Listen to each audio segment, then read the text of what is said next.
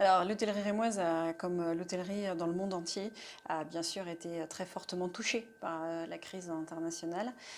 Nous avons commencé à perdre un certain nombre de réservations, même avant qu'on ne soit confiné en France, hein, du fait de la clientèle asiatique que nous accueillons à Reims, hein, qui avait déjà commencé à annuler ses réservations.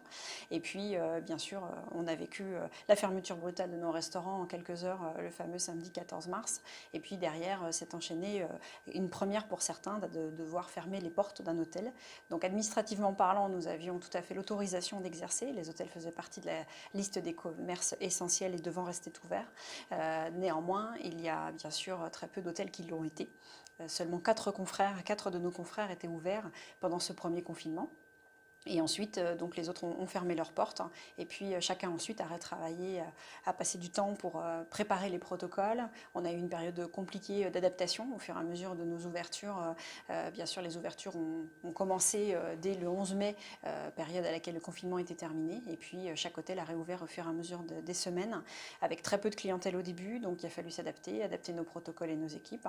Ensuite, on a eu le plaisir d'accueillir un certain nombre de clients sur la période estivale, donc juillet, août, septembre, ont quand même permis de retravailler, loin des niveaux habituels, mais en tout cas avec un premier stade, hein, qui permettait de remettre chaque équipe au travail et puis de retrouver un échange avec nos clients, le plaisir de les accueillir, le plaisir de les voir dans la ville.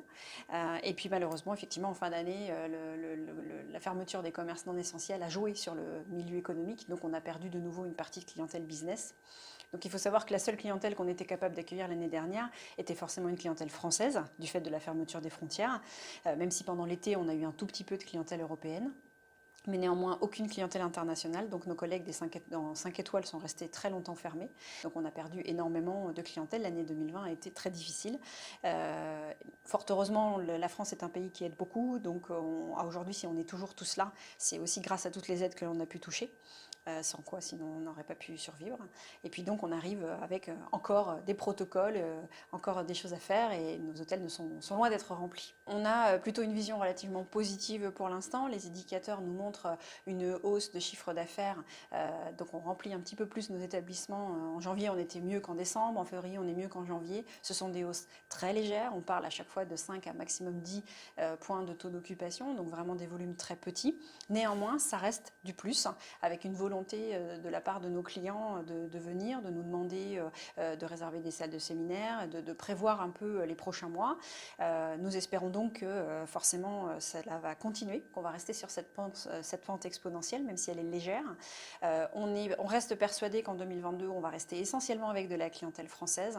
On a un espoir d'avoir sur le deuxième semestre une clientèle européenne qui pourra commencer à revoyager parmi nous. Donc ça, on attend avec impatience ces informations-là. Néanmoins, il nous faudra attendre 2022, voire 2023 pour retrouver un niveau équivalent à ce que nous avions en 2019, notamment parce que Reims est une ville qui accueille énormément de clientèle internationale. Et donc, quand on dit international, on parle aussi de l'Amérique, on parle aussi de l'Asie. Et donc, pour retrouver de nouveau ces clients qui viennent chez nous, il va encore falloir attendre un peu. Néanmoins, on pense passer d'office une meilleure année 2021 que 2020.